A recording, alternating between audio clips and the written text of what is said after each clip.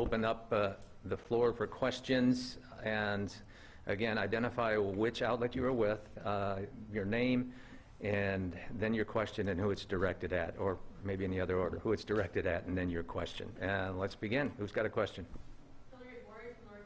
Okay. I'd like to hear from the mayor and the chief what kind of planning you had ahead of last night's demonstration, since it seemed there was a high likelihood for person-on-person violence. Okay. Chief.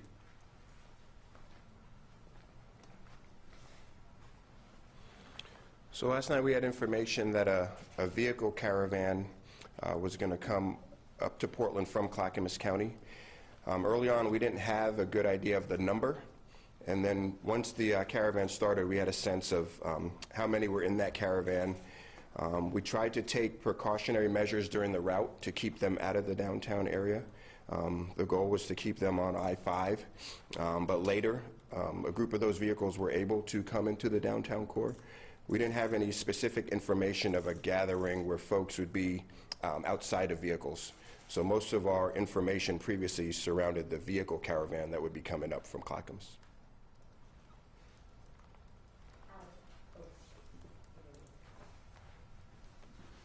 I don't have much to say beyond that, except that, of course, we were monitoring the situation on social media, and we chose not to publicize it. We didn't think that would help de-escalate the situation or any potential flashpoints. Tim Gordon, KGW, for the mayor. Mayor, what are you going to do going forward?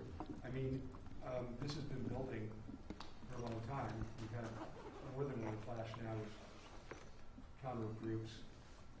What are you going to do to keep the same thing that happened last night from not escalating further? Thank you for the question. Yeah, so obviously I've stood at this podium on a number of occasions, and I've expressed what my greatest fear would be. And I've said my greatest fear is somebody will die. And now somebody has. And we as a community are mourning, and I am, as the mayor, am accountable to the public and will continue to be accountable. So here's the specific steps that we're taking. Number one, I, along with my colleagues on the City Council, committed to a number of fundamental reforms, having listened to and understood what nonviolent demonstrators were asking for in the City of Portland. I put forward a 19-point plan that was very specific in terms of actions that we could take, including reducing certain programs within the police bureau that were seen as biased by many people in the black community in particular. We made commitments to reinvest in the community to a significant degree. We made decisions to engage the public more directly around oversight and accountability. And my colleagues and I referred a significant charter reform to the ballot, which will be on the November ballot when people have an opportunity to cast a vote. I encourage people to vote for that. We committed to working alongside our colleagues like Lou Frederick, Senator Lou Frederick, and State Representative Janelle Bynum on fundamental reforms to criminal justice. And many of those reforms have now been passed in the legislative session.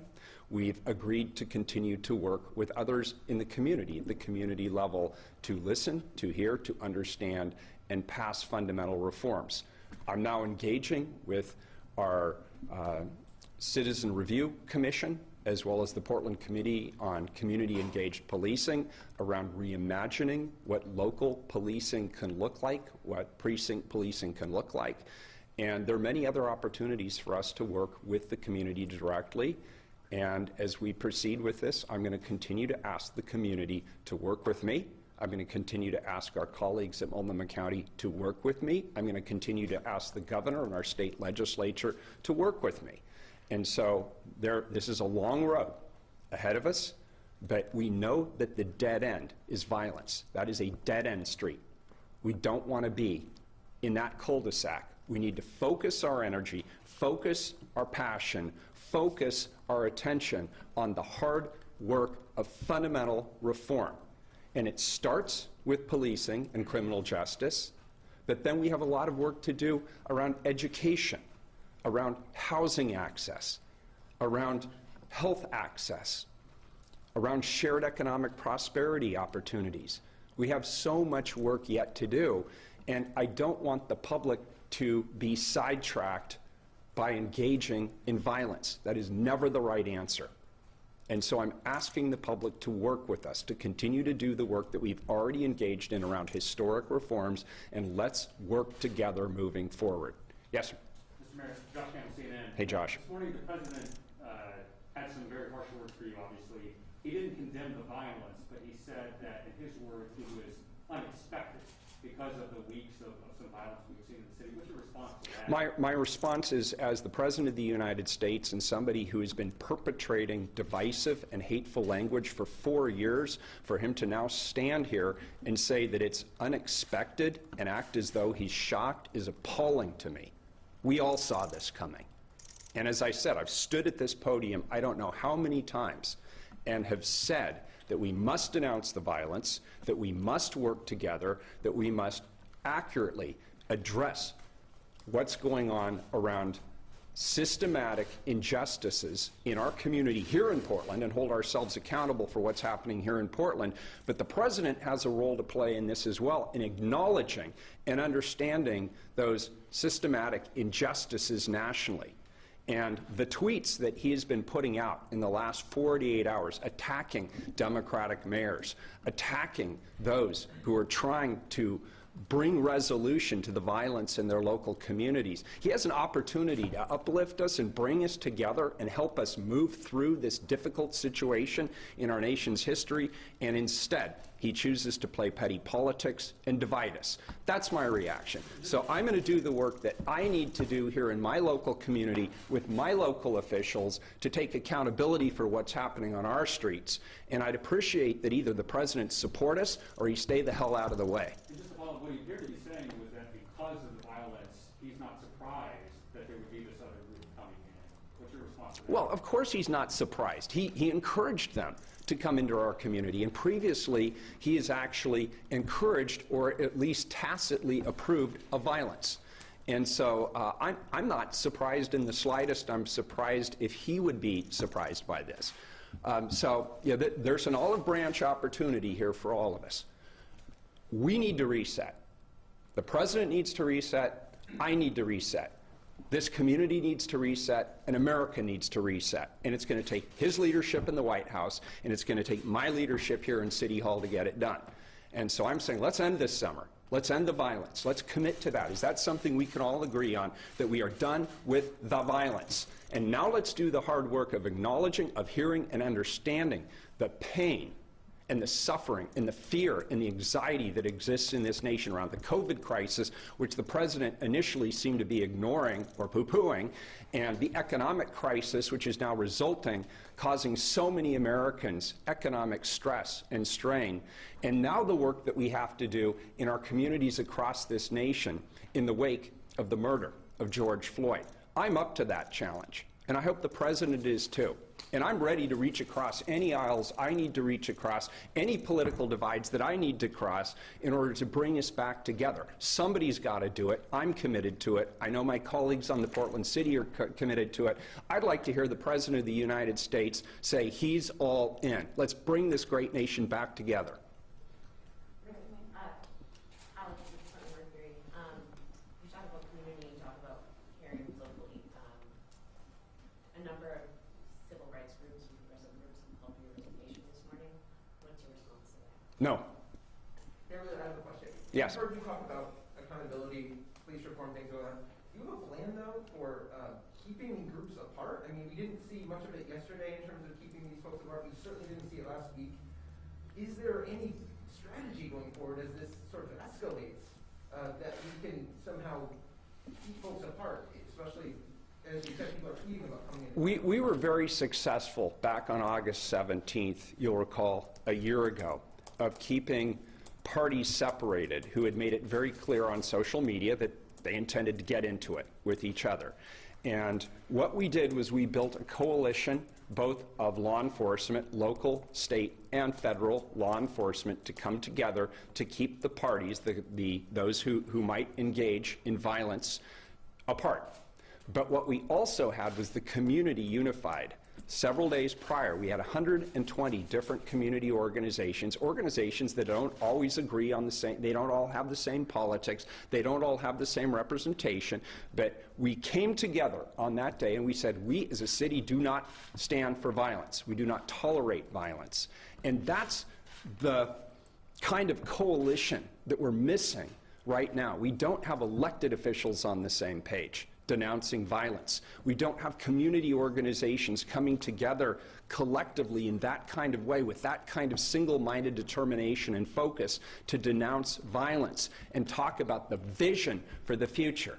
But specifically, operationally, I'll defer to the chief, except to say that we are in conversations with our Portland Police Bureau, our county sheriff's office, the governor and her team about the strategy going forward to do the best we can to, number one, create space for people to be able to demonstrate peacefully, like those outside the room right now.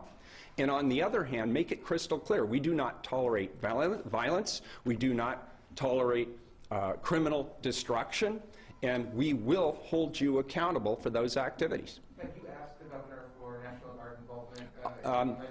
As you know, on two prior occasions, I have asked the governor for the National Guard. She declined in those two circumstances, but we are in communication now. It is my belief that between PPB, the Multnomah County Sheriff's Office, and the state police, we have been successfully throughout this in terms of operations when we're combined and when we're collaborating, and I am told by our law enforcement professionals that that is sufficient, but I'll defer to the chief. Mayor Wheeler, you mentioned that you feared... Did you want to say something on that? No. Okay. Sorry. Mayor, related to peace here, you mentioned that you feared that something like this could happen. Given that, how can the city take action over the weekend to prevent something like this? Well, I'm not sure how you specifically operationally can prevent this. I mean, keep in mind, it's no secret to anybody that I personally am not a Trump supporter, but I will defend to the death the right of a Trump supporter to stand outside my apartment and non-violently demonstrate in support of their candidate. That's core to American democracy, is that right to demonstrate freely without the fear of retribution.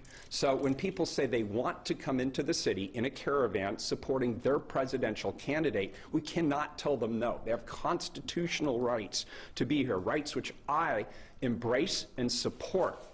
The violence, however, is the problem.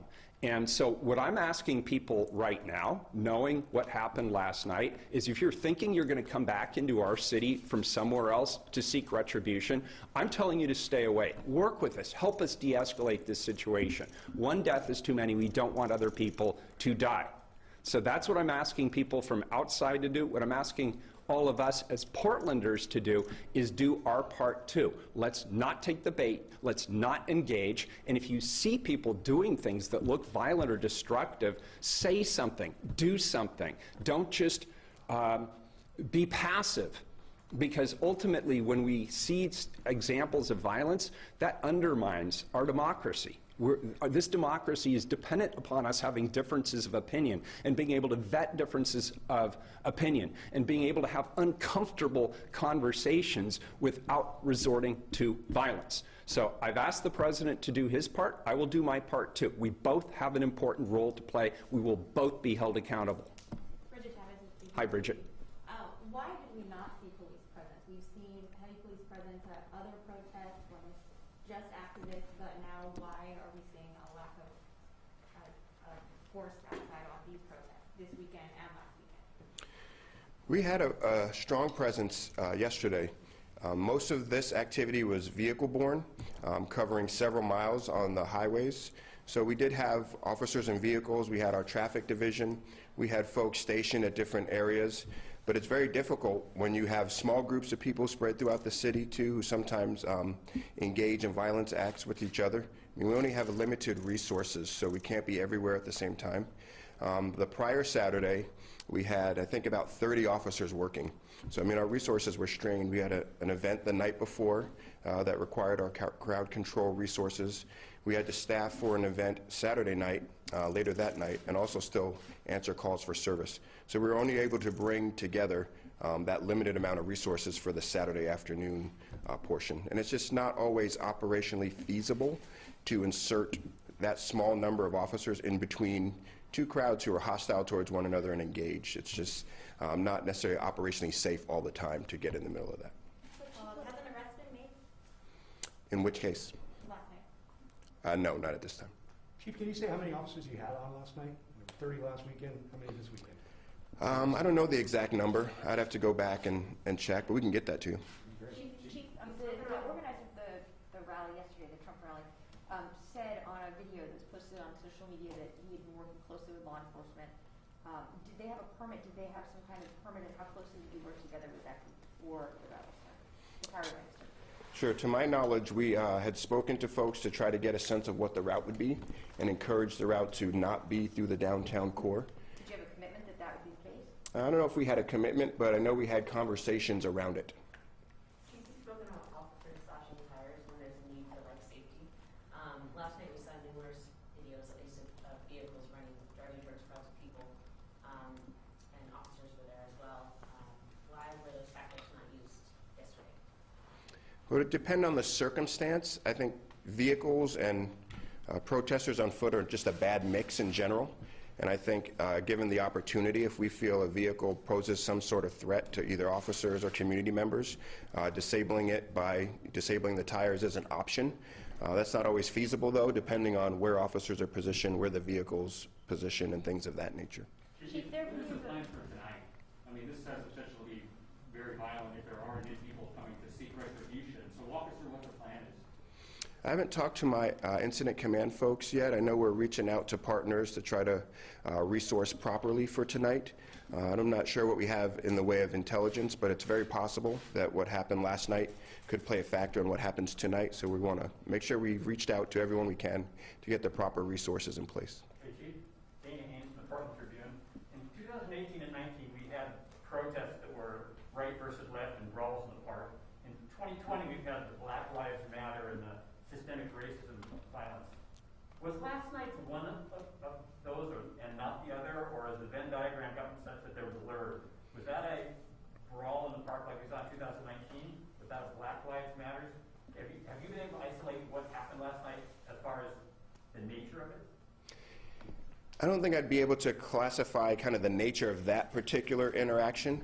To me, it could have just been a skirmish between two small groups or a problem that erupted between individuals. So it's hard for me to classify it as more of a Black Lives Matter thing or like a, kind of political ideology case. But I think as we get further into the investigation, we might learn more. Chief, some of the folks with the caravan had paintball guns, bear spray. Protesters were in the crosswalks and cars were driving through and almost running over them. Are you going to be seeking to build any cases off of those instances, against those individuals? Potentially. It would depend what information comes forward. For us, we were able to make, I think, about 10 arrests on individual skirmishes or things that happened that we could identify and take action on. But I mean, with a caravan that big covering that much area, we use our resources to really keep people safe. But if we do get information that leads to a prosecutable case, we'll follow up on that. Chief, you mentioned concerns about misinformation. Can you give us any information on the victim that can create some clarity here? I don't have any specific information on the victim that I can release at this time, but I do know as these kind of transpire, social media becomes very rampant with information, which isn't always factual. So I just want to make people mindful, be careful what you believe on social media. We're investigating. We'll be releasing information at different steps of the process, and we'll keep you guys posted then. Do you know if the shooting was politically motivated? I do not know that, no. Chief Mike from New York Times, you're saying, or we've seen basically here peers, gunshots fired from both sides, if you want to call it two sides here, in the last few weeks. If you're saying it's operationally not feasible to keep those two sides apart, what's going to stop this from escalating to an open firefight in the streets? You know, I hope it doesn't come to that. We have a finite resource of officers, and we have these activities taking place all throughout the city. The downtown core, our police precincts, our union offices, and several, random places. So we can't be everywhere at once.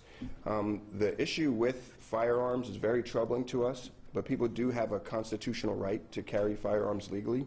So it's hard to prevent. I mean, some of the instances that take place, you're talking split second, a couple seconds. So a lot of times we're not right there to see things happen. I think the best we can do is message to people that we want a safe city, and we ask them not to come downtown or to these other places with firearms, not engage in violent acts of crime. And I think, where we can, we have our resources stationed and we take action when we can. We've made several hundred arrests throughout these protests. So we've been out there 90+ nights straight doing our best to keep the city safe and to keep these interactions from happening. But it's hard to be in absolutes and say, we can be here and prevent these skirmishes from happening. Are you close to meeting the National Guard? I think we need additional resources. I think Oregon State Police have been a great partner for us. Multnomah County has been a great partner for us. As we see these things develop, it may get to that point, but I think right now it's really kind of determining what we have available as far as resources and what we're facing as far as violent crowd activity. What would be the reason not to call the National Guard? Like, what's the hesitancy there, I mean, I don't have a hesitancy one way or the other. I think if it comes to the point where we look at our resources and we look at the problem facing us, and that seems like the best option to assist, then that's what will need to happen. Prior to the chief or the mayor, are you considering a curfew for tonight? I'm not sure. Honestly, I probably will know more after I talk to my incident management team folks, but we had a curfew early on in this, and it wasn't very successful. We still had very large crowds at that time, but I would say it's not something that's totally off the table, but it's not something I don't think we're looking at this moment. I'm sorry. About resources. Last night there was lots of pockets of violence. Some of the reporters were seeing bruises from him, paintballs, mace, fistfights. We didn't see any police officers for, in most of these. And so I'm asking, were you trying to insert yourself and separate the groups? Or were you saying, because you don't have enough officers, you're going to stay away and just let this play out? No, we had our resources focused on the vehicular part of the event yesterday. There were some skirmishes that took place on the street, to my understanding. But when we have those resources, and even the homicide last night, we had resources nearby. They just weren't right there when it happened. Just follow real quick. I mean, when I'm thinking of like police officers, visible. There was no police officers visible. Fistfights would go on for a while. Are you thinking about adding just playing like police officers on corners and stuff just to have a presence? That's possible, but I think for us, it's like, where can we deploy officers where they're safe? It doesn't help to have one officer in a place where they're kind of in the middle of something and can't respond and don't have cover to keep themselves safe. So I think it's really a resource issue in that how do we operationalize the most effective groups of officers in places, but we never know where these are going to take place. We have an idea of where this caravan of vehicles is going, so we focus there. Throughout the downtown core, there's a lot of street corners, parking structures, things of that nature where these things can happen, and it's hard to have officers at all of these at all times. I have a question for the mayor. You mentioned the importance of building a coalition right now to come up with and stand behind you. And you mentioned the coalition that was around for August 17th and the importance of having that backing. A number of groups within that coalition are the groups that are calling for your resignation. And while you aren't going to resign, you said you're not planning on resigning, I'm curious just your thoughts on how you can speak to those coalition members so they can actually have your back in the way you hope. That's a fantastic question, and I appreciate you asking. The question is, how do I create the same coalition I created last August when some of the members of the coalition are in fact calling for my resignation? And the answer is because it's not all about me. It's about the community. It's about who we are. It's about who we want to be. And it's about taking a stand against violence. And even last year, a number of those coalition groups spoke out against me at the press conference, which I had organized. And I was okay with it, because it's okay to have differences of opinion when it comes to politics. But what isn't okay, and where we should have no difference of opinion, is when it comes to violence. We should all stand together. And it doesn't matter what our political affiliations are, whether we like each other. We should stand together because we denounce violence. And we know that it's not the right way to solve our political differences. And so I will continue to reach out to whoever will work with me to denounce violence and bring this to a peaceful conclusion. I will reach out to whoever wants to work with me and my colleagues as we move forward on reimagining what policing can be so that it's equitable for everybody. And for those who don't want to work with me, maybe they'd work with one of my colleagues, or maybe they work with Mike, or maybe they'd work with the chief. This is an all-hands-on-deck call.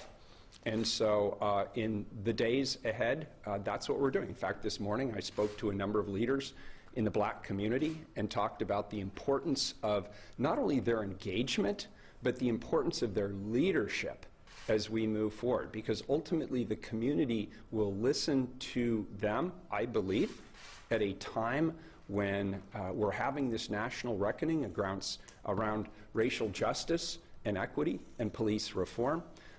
And so we'll continue to work to build the coalitions that we can to stand in opposition to violence. Mayor, following up on that, if I could. Trump's watching this right now because he's just on his favorite medium, just talking about you.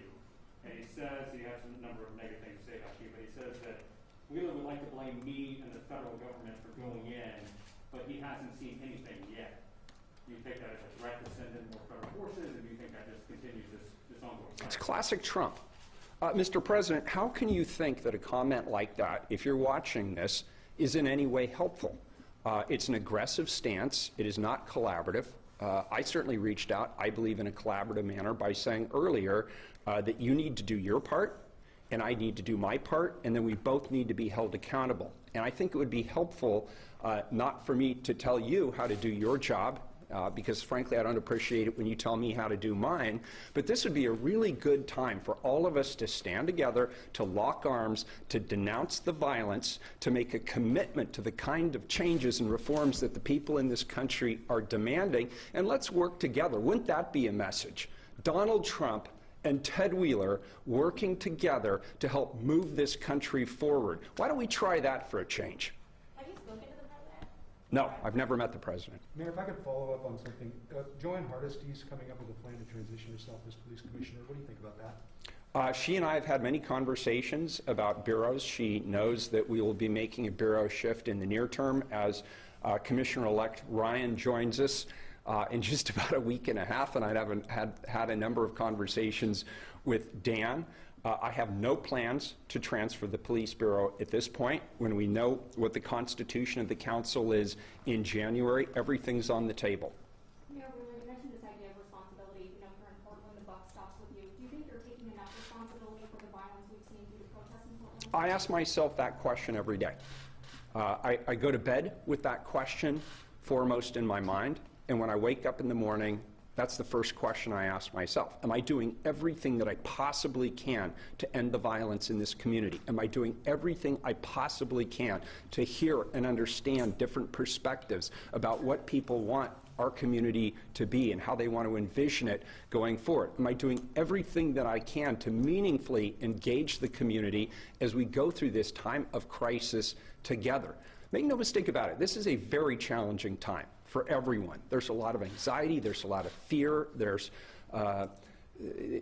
this is a time when this generation is being called to rise up. And I ask myself, what more do I need to do at each and every moment? And sometimes, honestly, I have found myself coming up short. And when I come up short, I acknowledge it, I admit it, and then I move on. I fix what needs to be fixed, and I work with whoever I need to work with to make things right. And that's the path that we're on.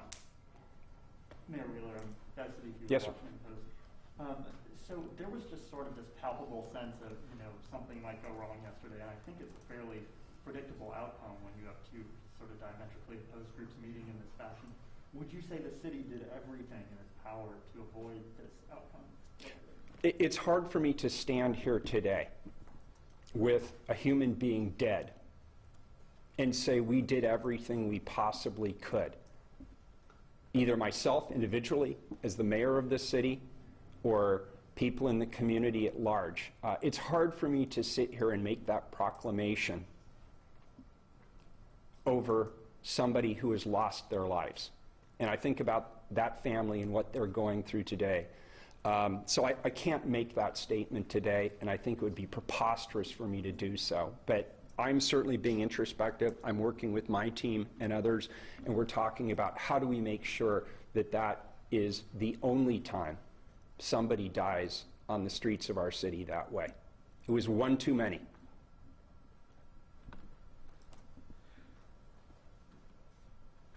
Thank you. All right. Any other questions for either Chuck Lovell or Mike Schmidt, the district attorney? Well, one for Mike Schmidt. Okay. Rich Reed with LA Times. The president said that you're looking the other way on some of these crimes and not prosecuting. Could you respond to that? So the question is in reference to the policy that I put out on August 11th. That policy very specifically allows my office to work with PPB to focus our effort on violent crime. And that's what we're doing. We're putting all of our resources towards that. I had a deputy out all last night at the crime scene with detectives working this case. We've had gun violence, homicides happening across our community. Domestic violence is up. We are prioritizing the resources of the district attorney's office to continue to work on violent crime. I have a question that's not directly related to last night, but just in general. You know, in your press conference before, you mentioned the importance of holding police accountable. In looking at the past 90 days, are there any instances where you feel like you could have charged a police officer for violence against a member of the public? You know, like many people, I wake up most mornings and I get the update from the police. I look at media coverage. I go on to Twitter like everybody else, see clips. And of course, I've seen things that I think do not look appropriate. But the question you're asking really requires us to gather evidence and do more than just see a video clip online. There's a process for that. The Independent Police Review takes reports. I recommend any member of the community that has those types of allegations to reach out to the IPR. The Bureau has the Internal Affairs Division. They look at those things. We work with both of those organizations once we have enough evidence together to see whether or not the law was broken. And where the law is broken, we are going to apply the law equally just like we would to anybody else. But I got to say, we look together with our partners. We have to make cases. That's interviewing witnesses, video clips, getting all information that we possibly can. And that is underway in certain circumstances right now, both with IPR and Internal Affairs Division. So we continue to partner with them. And when we have prosecutable cases, we will take those. Nick with KGW. I got just one last question for the mayor. It really seems like there are a lot of people out there who are angry. There are probably people who are going to seek retribution. What are you doing besides asking them to stay home? So, first of all, there are people who on social media say they're going to come to Portland and seek retribution. First of all, I would say they don't know what they're seeking retribution for. The investigation is still underway, and even our police chief doesn't have enough facts to be able to suggest that retribution, retribution for what at this point? Number two, we are meeting later this afternoon local, regional, and state law enforcement, and we will discuss a strategy because we're aware of the fact that this could be a potential flashpoint. And so that's why I'm asking people, if you're from out of town and you're reading something on social media, please understand if you're reading any facts on social media, they're probably wrong because we don't have all the facts yet. That's why the investigative unit is out on the street right now. That's why they're talking to witnesses. That's why they're working with local businesses to gain access to any film footage they may have about what happened last night. And they are still assembling the facts. So this is not the time to get hot-headed because you read something on Twitter that some guy made up in his mother's basement. That's not the right time or the right place. So let's wait, let's get the facts, and then let's collectively work together to address the violence that we're facing. I don't think anybody from any political persuasion wants to see anybody else die. I don't, you don't. Let's all work together and make sure that doesn't happen. Thank you. Okay, that's it we're out of time, folks. I appreciate everybody being patient up front.